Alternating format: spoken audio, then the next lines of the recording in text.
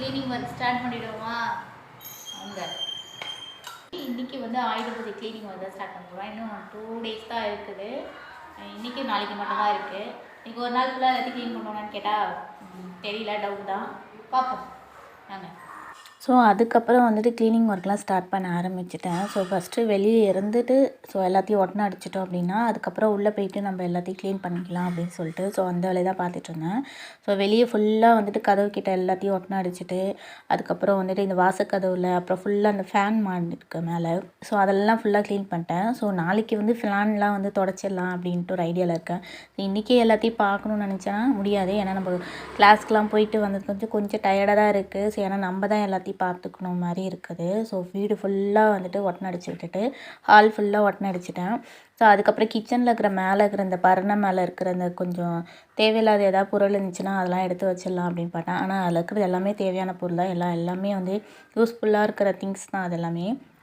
So அதெல்லாம் ஃபுல்லாக பெருக்கிட்டு அது ஃபுல்லாக தொடச்சிட்டு அதுக்கப்புறம் நான் வந்துட்டு கிச்சனு ஸோ அதுக்கப்புறம் பாத்ரூம் கிட்டலாம் ஒட்டனை அடித்து ஃபுல்லாக க்ளீன் பண்ணி வச்சுட்டு வெளியே ஃபுல்லாக வராண்டா வந்து கழுவி விட்டுட்டேன். ஸோ வந்து துடைக்கிறதோட கழுவிட்டோம் அப்படின்னா கொஞ்சம் நல்லாயிருக்கும் அப்படின்னால ஃபுல்லாக கழுவி தள்ளிட்டேன்.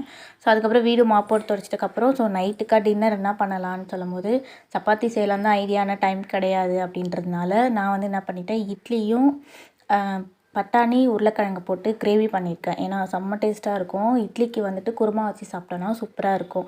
அது பட்டாணிக்கு போட்ட குருமா சொல்லவே தேவையில்ல, செம்ம சூப்பராக இருக்கும். சிம்பிளாக நான் சொல்கிறேன். எண்ணெய் அப்புறம் வந்துட்டு இந்த ஸ்பைசஸ்லாம் சேர்த்துக்கலாம். பிரியாணி ஸ்பைசஸ்லாம் இருக்குல்ல அதெல்லாம் சேர்த்துட்டு வேணும்னா கொஞ்சமாக நெய் ஊற்றிக்கலாம். நான் நெய் ஊற்றினா கொஞ்சம் நல்லாயிருக்கும் அப்படின்னால கொஞ்சமாக வந்துட்டு ஒரு 2 ஸ்பூன் நெய் விட்டுருக்கேன்.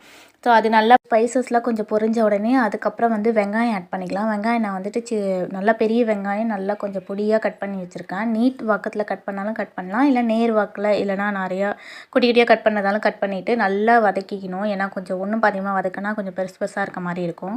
நல்லா வதக்கிட்ட உடனே வீட்டில் அரைச்சி வச்ச இஞ்சி பூண்டு பேஸ்ட்டு கடையில் வாங்க மாட்டேன், எப்பயுமே வீட்டில் அரைச்சி வச்சுருப்பேன். ஸ்டோர் பண்ணி ஃப்ரிட்ஜில் ஸ்டோர் பண்ணி வச்சுருப்பேன். ஸோ அது நல்லா பச்சை வாசனை போனதுக்கப்புறமா தக்காளி வந்து 3 தக்காளி பழுத்த தக்காளியாக எடுத்துருக்கிறேன். அந்த 3 தக்காளி பழுத்த தக்காளி போடும்போது அந்த டேஸ்ட்டு சூப்பராக இருக்கும். அது கொஞ்சம் வெங்காயம் தக்காளி நல்லா வதங்கிறதுக்கு கொஞ்சமாக வந்துட்டு தேவையான அளவுக்கு உப்பு போட்டுக்கலாம். ஆல்ரெடி வந்து நம்ம வந்துட்டு உருளைக்கிழங்கு வேக வைக்கும் போதே வந்துட்டு உப்பு போட்டிருக்கேன், அதனால் கொஞ்சம் பார்த்து போட்டுக்கோங்க. ஸோ மசாலா சேர்த்துக்கலாம். மசாலா நான் பெருசாக எதுவும் அரைச்சலாம் எதுவும் சேர்க்கலை. நான் மெயினாக வந்துட்டு சில்லி மிளகாத்தூள், அதுக்கப்புறம் மஞ்சத்தூள், கரம் மசாலா 1 ஸ்பூன் சேர்த்துக்கோங்க. ஸ்பைஸு சூப்பராக இருக்கும். ஏன்னா வந்துட்டு பட்டாணி குருமாக்கு கரம் மசாலா போட்டு செய்யும்போது சூப்பராக இருக்கும். அதனால் வந்துட்டு கரம் மசாலா சேர்த்துக்கோங்க.